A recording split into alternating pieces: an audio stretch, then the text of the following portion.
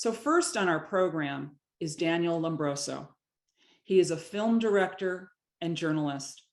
We are starting our program with him as he brings to our global brand convergence a powerful and relevant discussion of storytelling about something that is vital in our world, especially with the elections in France just around the corner. In his film, White Noise, Daniel gained unprecedented access to the inner workings of the alt-right over several years of filming, tracking its movement across the US and 12 different states, Canada, France, Belgium, and Russia. As nationalism and populism surge around the world, this film, White Noise, represents an urgent warning about the seduction of extremism and where it's going next. Let's take a look at the trailer to White Noise, and then we will have a discussion with Daniel. The word racist just means nothing to me anymore. It's been so overused that I just have no respect for that term.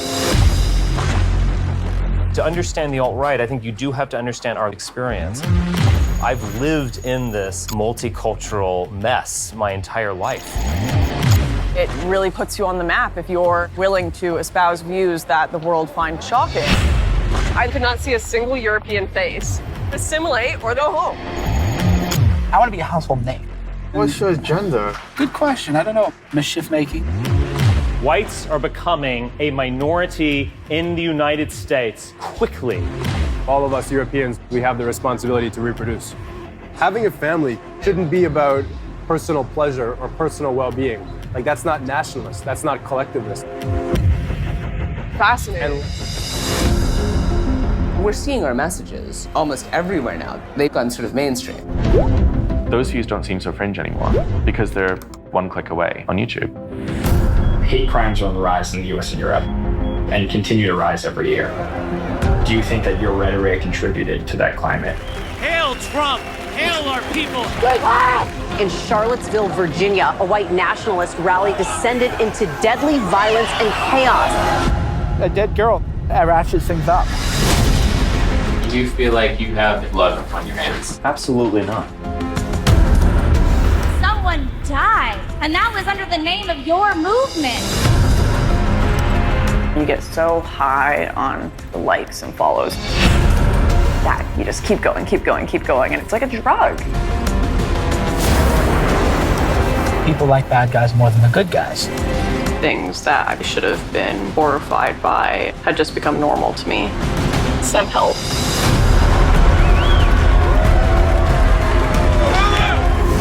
The governor has declared a state of emergency. Do we have another Charlottesville on our hands? We're in a new age of nationalism, and we're certainly in a new age of what it means to be right-wing.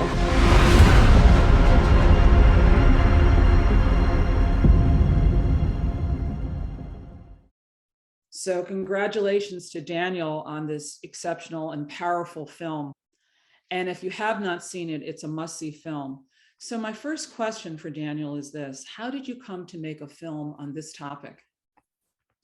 So I started covering the alt-right way back in 2016. And you might, if you're able to go back in time, you might remember that candidate Trump at the time was one of 16 Republicans running for the presidency. He wasn't being taken seriously. The Huffington Post covered him in the entertainment section because they didn't think that he was a serious political candidate. I was right out of school working at the Atlantic magazine, and I had a very different perspective. I saw that a lot of young people who looked like me, who spoke like me, who were highly educated, were mobilizing behind that candidate with real anti-Semitic, racist bile, mobilizing behind him and seeing a once-in-a-generation opportunity to take these ideas from the fringe and bring them into the mainstream with candidate Trump. So I was, 23, 24, right out of school. I had made a bunch of films before, but nothing on this scale. And, it's just simple kind of grid of just, going to a high editor's office at the Atlantic and saying, hey, we need to be paying attention to this. No one is paying attention to this group. No one's writing about them, reporting on them. And they said, okay, fine, go do a story. So it started with a few small stories for the Atlantic, one of which I caught a room full of people breaking out into Nazi salutes. This was November of 2016, a week after President Trump won the election. And you saw it in the trailer. They said, "Hail Trump, hail our people, hail victory." And it did something very important as a journalist and a filmmaker, which is help people understand what a movement actually is. At the time, like I said, they weren't serious, they were transgressive, they were fun, they were edgy. It was almost like a meme on the internet. And then overnight, when we published this video that I captured of them breaking out into Nazi salutes saying, "Hail Trump," which is basically Heil Hitler, it became clear pretty quickly that this was fundamentally a racist, it was a rebranding of age-old neo-Nazism for the modern day. Anyway, a lot of the best work happens organically. So that moment happened 5 years ago, and we wanted to make a feature. We weren't sure how or what, but the movement kept building and building and building and becoming more mainstream and more mainstream. And the newsroom in the Atlantic was becoming more concerned. So when Charlottesville happened, you might remember the rally in Charlottesville where the alt-right tragically killed a girl named Heather Heyer. We knew we had to do something deeper. So the editor-in-chief, Jeff Goldberg, was like, "Daniel, you have the access, these people, keep going, let's make a film." And it basically organically turned into a feature film from there. So 3 years filming this, and you traveled with these principal people that you profile, these 3 individuals. What was that like? I think I'll be unpacking that for years to come. And one day we'll write a memoir or something, because I have too many insane anecdotes to share. I guess the most important thing to foreground, which you wouldn't realize by my name, is that I'm Jewish. My dad's from Israel. My mom is Jewish American. Both my grandmothers are Holocaust survivors. So my dad's mother lost the majority of her family. She fled Nuremberg in 1939, and her sister and parents were killed in the Holocaust. My mom's mother lived in hiding in Poland in the war and lost her sister. Her parents miraculously survived. So, I really grew up with the legacy of fascism and understanding how dangerous those ideas are. So it was pretty remarkable to come be up close and personal with them for 3 years. It's not that people were being openly anti-Semitic to me, although they were at times. But, I had to really face something that I grew up learning about that really shaped my family's history. And it was a very stark experience seeing, like I kind of alluded to already, the slow normalization of these ideas, how they've slowly crept into the mainstream on Twitter and YouTube, but also in these big public gatherings where people now feel okay to say things that 15 or 20 years ago they would never say about African Americans or about Jews or about Muslims. And I think maybe the most shocking thing about spending 3 years with these people is how normal they can become, how normal they can be.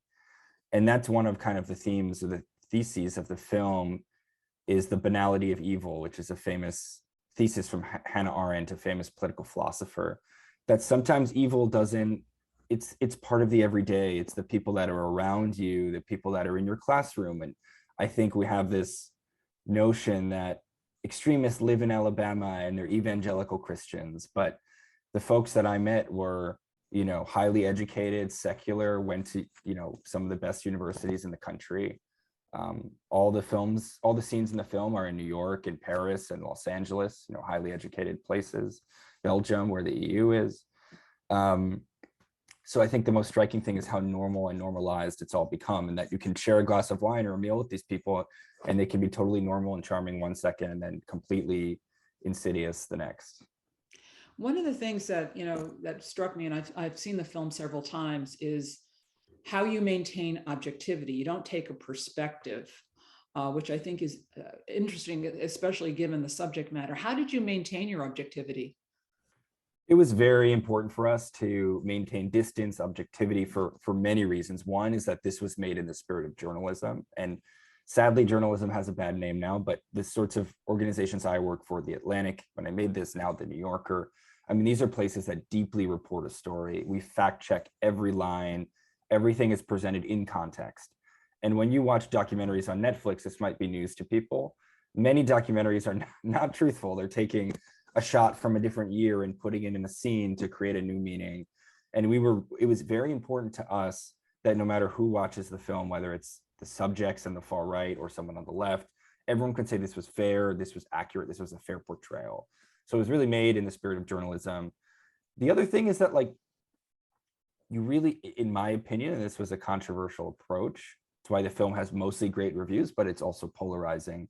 That you have to trust the audience, that these are there. Everyone has seen films, Nazis are bad, wagging their finger, with an expert interview who's a professor, at Columbia University, which is a great school, or whatever, for the Brookings Institute, telling you about the history of these things.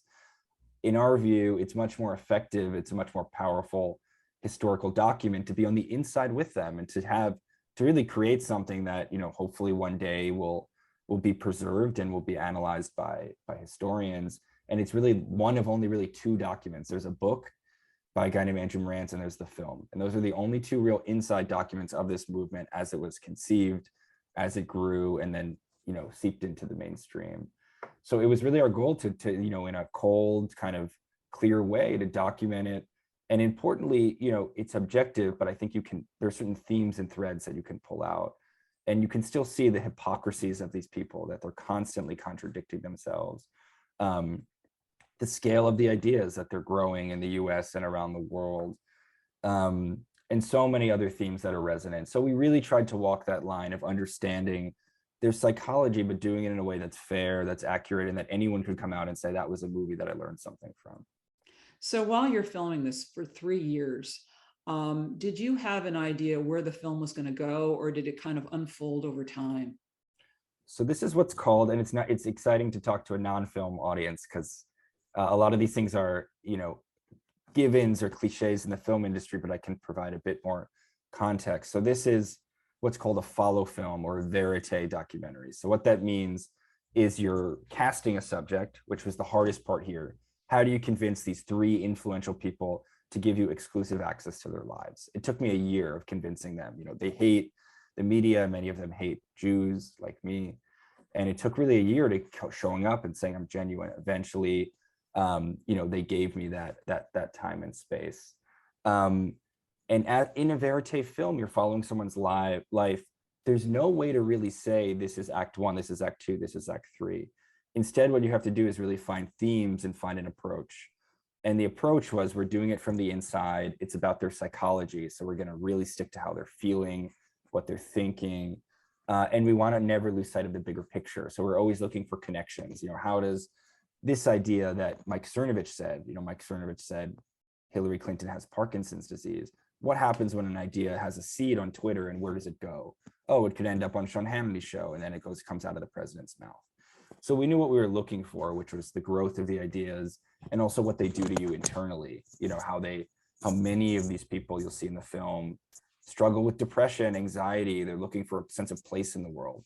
So we were really looking to hone around those themes. And then it's a news story that was popping up constantly. There was a shooting here or a riot there, and there's no way anyone in the world could predict that. So we knew we wanted these 3 individuals. We worked hard to get them. There were certain things about those 3 individuals we were looking for, but then we kind of let the rest play out. And I shot 300 hours of film over 3 years, and then it becomes a challenge of how do you get that down to 90 minutes. And I will say quickly, there are many ways to make a documentary.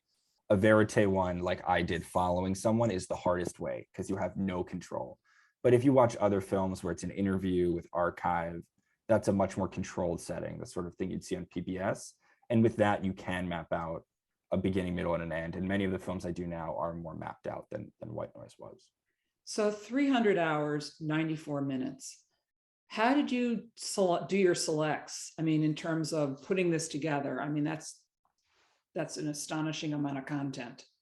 Yeah, so it was really watching every frame, both me and I had an assistant twice. So I guess I spent 600 hours, probably more because you stop and you put director's notes in. So you'll say this moment is resonant for the following reasons. And like I said, you really hone. For us, it was very important to, and for any director, anyone working on a story, you have to know what the story is. And okay, this is a documentary, but that's sort of not enough. Like, what is the story at a genre level? And I think this story was, in a way, a psychological thriller. It's about who are these people, what are their ideas, and what do those ideas do to the external world, which is so destruction. You see a lot of violence, but what does it also do to themselves? And over the course of the film, you see that it torments them, that they're deeply unhappy people who have a brief moment in the sun of celebrity, and that almost like a drug makes them feel good temporarily, but that drug wears off And by act 3 in the film, you see the drug wear off and they're sad again and they're lost.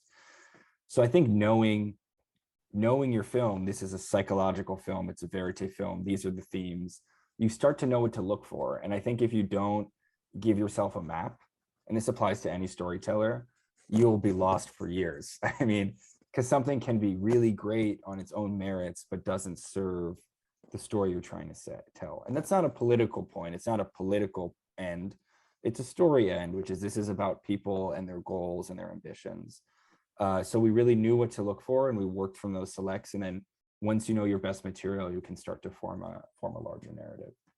So I'm sure they had an understanding that your perspective was not theirs necessarily, but still they trusted you. How did you gain their trust and draw them out in these interviews? Was that hard, or it just was easy to do? Well, I smile a lot, and that helps. It's the small things. I know I'm being facetious a little bit, but people undercount how far sincerity can go, how much having just an honest, hard conversation with someone can go. You know, I'm 29. I started this when I was 24, and a lot of these people are young, and they were around my age. And I would just, most reporters, would come in and try to get their quote and leave. They'd say, "You're sowing, polarization across the country. What do you have to say about it? What do you have to say about this tweet from 4 years ago?" And they'd get their sensational soundbite and leave. And I would stay for 10 or 12 hours or 3 days, using work time or even vacation time to just be in their presence. And I think after a while, they'll say, "Okay, this kid is committed." And I would sit down with them and say, "Listen, my family was negatively affected by your ideas. That said, I'm genuinely and legitimately curious. What led you there? What caused you to become a white nationalist? What tools did you find online that made this exciting for you?" To give one example, Lauren Southern, the female character who I think is the most compelling, she hit it big at 16. She was just starting to develop her identity and her personality. And she put up a video where she was kind of shaming feminist marchers. She went to a feminist march and shamed them and kind of made fun of them. And the YouTube algorithm helped her. And I think it got something like 2 million views. And from there, overnight, she became an internet celebrity. And she was a girl from a small town in Canada who had never traveled before, didn't know a whole lot about queer rights or LGBT issues, but overnight, the algorithm made her famous. And then the rest was history, and the offers got bigger and her audience got bigger, and she could never step away. And for me as a storyteller, that's fascinating. What's it like as a small town girl who hits it big and is in over her head and now is purveying really dangerous ideas? And I think there's a lot to play with, and there's a lot that's compelling there. So if you are genuine in feeling that way, then someone can feel that presence in the room with you when you're reaching out to them. And I'm sure that applies. I know we have a lot of business people and startups. I'm sure that applies the same way with a startup when you're raising money, anything like that. Like the sincerity, I think, is the most important thing.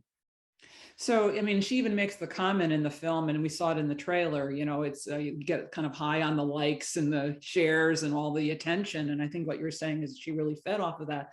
So in terms of the subject matter that you cover, in addition to this film, tell us about how you decide the kinds of films that you do, the subject matter and kind of where that takes you. There's no secret code. I wish there was one. And the hardest thing is coming up with a good story, because it's a dime a dozen, and finding a good story has to be this amazing balance of, there's some news value that people want to care about it, that the environment is interesting. There could be news value, but the whole thing takes place in a basement. It's not going to be interesting. And for me, it's always having a compelling character at the center, one or several. And it's kind of finding a symbiosis between those. And for me, the fact that I've always been a filmmaker who works for major magazines, now The New Yorker, even if I'm focused on a character, it has to speak to a larger issue. So I always, the worst kind of pitches I see when I'm getting outside films are just an issue. When someone says, "I want to make a film about Black Lives Matter." And I say, "Okay, great. What's the film?" And they say, "We're going to go to a bunch of protests and interview people, and it will be about Black Lives Matter." But that's not a story, that's a topic. And that's a topic that deserves attention, but it's not a film. But if you were to say, I have unique access to the individual who started BLM 7 years ago in his mom's basement. He never thought, I'm making this up, but he never thought it would get as big as he is. And now he's at the top of the movement, but he's dealing with tension with his other leaders, and there's a split in the movement, and now they have to chart a new way forward in the age of Donald Trump. How are they going to navigate these issues? And we have access to all the different factions, and to, then it's a story, and you could picture it that there's some infighting and you're on the inside, and there's this character, and you have archive of him from years back. And I know I'm getting really in the weeds here, but like, that's how your brain has to work as a documentarian, is what assets do you have at your disposal? Do you have amazing archive? Do you have a great character? And for me, like I said, it has to speak to something larger. So even though, the wrong way to do white noise would be a profile of Lauren Southern or one of those people, and you don't understand the world around them. And I think the way we did it right was we saw that their actions lead to consequences globally, to shootings in New Zealand and at a synagogue in Pittsburgh, that these ideas end up on Fox News to come out of the president's mouth. That Tucker Carlson, which is the highest rated show on cable news, is now saying things that we heard some of the subjects say. So it's always important for me and for the types of places I work to kind of walk that line between the micro and the macro. So while you're, it's fascinating to hear the process you go through, but there's got to be a tremendous amount of research that you do to kind of identify, okay, this is something that I want to explore. So how do you look at that research and kind of create that element before you decide to move forward on a project? A lot of phone calls, and almost in a way like you're auditioning subjects, I think, without them realizing. So you call and say, hey, I'm really interested in this story about the environmental impacts of the border wall. I saw something that the border wall decimated the environment in Arizona. Tell me more about that. And you can, if you're an astute observer of people, you can tell if someone's interesting, maybe in the way they tell the story, or they might reference, oh, and I have 100 photographs, rare photographs of Border Patrol blowing up mountains to build the border wall, and that's at my house back. And then you're like, oh, there's some archive, and it's almost like a treasure hunt where you start calling. You're like, oh, there's a piece of archive, there's a character, there's a scene. He might say, oh, and by the way, in a month there's going to be a conference where all the leading border organizations are getting together to protest the wall, and then you're like, okay, now I have a scene. So I think it's the last and worst thing you could do is just say, I want to do a story on this restaurant in New York, and you just show up with a camera and start shooting. There's a lot, even though documentary is found in the edit to some extent, you have to premeditate, really auditioning people, getting a sense of scene and character and sensibility. So I make a lot of phone calls. I would say dozens before I ever roll tape at all. So a lot of people in our audience are storytellers or want to be storytellers, not necessarily on film, but they want to understand kind of useful storytelling techniques. So give them some of your insights, some of your learnings that they can learn from and use in their own storytelling. There's so many. I mean, one I think would be tell a story that you uniquely know. And that doesn't have to be literal. It can be literal, which is, your mother. For my example, literal could be my grandmothers are Holocaust survivors. And, one sad example, I've never done this, but my mom's mother lost her sister and no one knows what happened to her. It's been 70 years. She's still alive, my grandmother. And to this day is still searching to find out what happened to her sister. So haven't done it yet, but hopefully, while my grandmother's still around, I want to help her find her sister. And that's a great story. That's a story only I could tell. But it even can be broader than that, which is, when something's happening in the world and you perk up and you're like, I know this story, then that's a really great time to put yourself out there and develop it. And I think white noise is a good example of that. With my family's history and what we went through, when these headlines started popping up before President Trump won, I was ahead of the curve because I was careful and understood the power and danger of those ideas. So I was able to plug into it in a way to understand the urgency and kind of be one step ahead of other people. And everyone has their own version of that, whether it's, the religion or their family or where they grew up. So definitely tell stories, whether it's immediately or more in a thematic sense. And I think, otherwise just like, it's all practice. there's this famous thing that the guy who runs This American Life, I'm forgetting his name right now, has this famous anecdote where he says, when you're younger, your taste will outstrip your abilities. So you're going to watch a great film and you love it, and then you make something and you want it to be that good. Ira Glass, yeah, of course, Ira Glass. Ira Glass has this great thing, and you can look it up, where he says your taste will outstrip your abilities, and you'll see something and you're like, oh, I can make that. And then you're going to make it and make it and make it, and it's never close. And I did 10 years of that, and those films are not on the internet anymore, thank God. And they were never as good as my taste. I could tell what was good, but I couldn't make it. But what happens is that gap will just narrow slowly over time. And if you keep making things, you'll never be as good as your taste, but you can get pretty close. So what I'm really saying here is just make as much as you can. Don't worry about audience. Do it for yourself. And over time, people will notice and your abilities will improve. But what's clear in terms of what you're saying is that what you're working on becomes extremely personal for you. I mean, if you're really emotionally connected to your work. And, you know, I think that's and I think that's kind of a theme that I'm hearing from you in terms of what you choose to do and how you kind of select your subject matter. So so with that, tell us a little bit about the film that you have that's coming out on the New Yorker on April 30th. It's going to be available, American Scar. So I teased it a little bit with my fake anecdote about the border wall, which is actually real. So it's my next film. It's a short, but it's a big one. It's had a great festival run. It's called American Scar. You can already see a little bit online, and there'll be more coming soon. It's about the environmental impacts of the border wall. Trump actually built 458 miles of wall. People don't realize that. And when he did that, a lot of it was in rural areas in Arizona, mountainous areas. And to do that, he dynamited, down many meters, blew up mountains to build a puny little 20, 30-foot fence. And the sad thing is that as a result of the fence, up to 70 plants and animals are threatened or could become extinct because they used to cross the border maybe to drink in Mexico and sleep in Arizona. It's a physical barrier that, maybe humans can get over. Actually, the wall doesn't work so well, so humans could get over it. But animals can't buy a ladder to get over, and many are turning up dead at the fence. And it's what you call an ecocide. It's a very sad devastation of the environment and the ecology in Arizona. So the film will be in the New Yorker April 30th. It's at Hot Docs in Toronto, which is a great festival, on April 29th. I'll be there.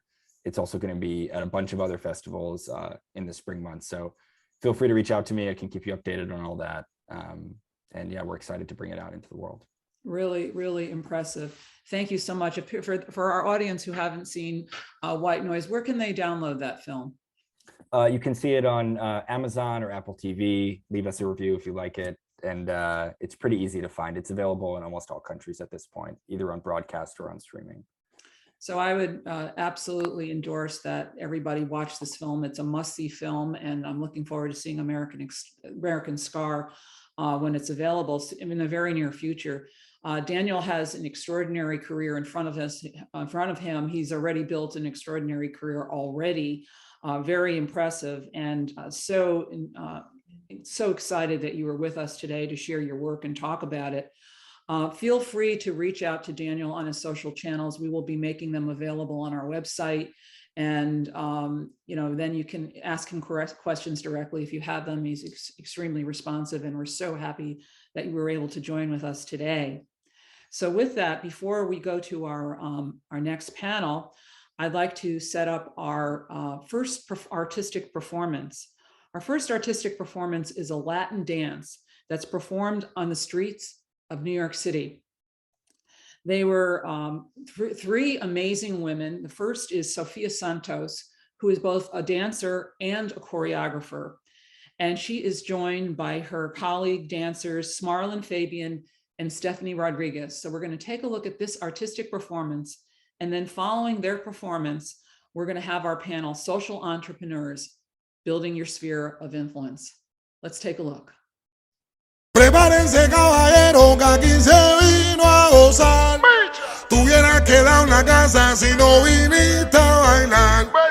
Te traje esta suma y resta pa' ver si sabes contar. Y cógele bien el ritmo pa' que no pierda el compás. Y 20 más 2 son 22. 30 más 4 son 34. 50 más 3 53. Yo pongo la salsa y la baila usted. 80 más 1 81. 90 más 6 96. Y se pone bravo. también que cabemos bien. Bailando, bailando que yo te tengo. Bailando, echa lo malo. Vaya, si tú no bailas no juego más. Bien que bailando, bailando que yo te tengo. Bailando, echa lo malo. Vaya, si tú no bailas no canto más. Oye, como es chévere, cogí vestico pa' que mueva los pies. Oye, te cogió la salsa con el 1, 2, 3. Tú lo sumaste, yo lo multipliqué. Echando humo desde el desayuno sabroso, pa' que bailes todo con el 1. Salsita de la buena, pa' tu consumo. Todo el mundo suena como nosotros ninguno. Bailando, invento y en micha llegando. Bailando, y el party se está calentando. Bailando, brillando, así es que ando. Yo esta vez te maté con el mambo. Bailando.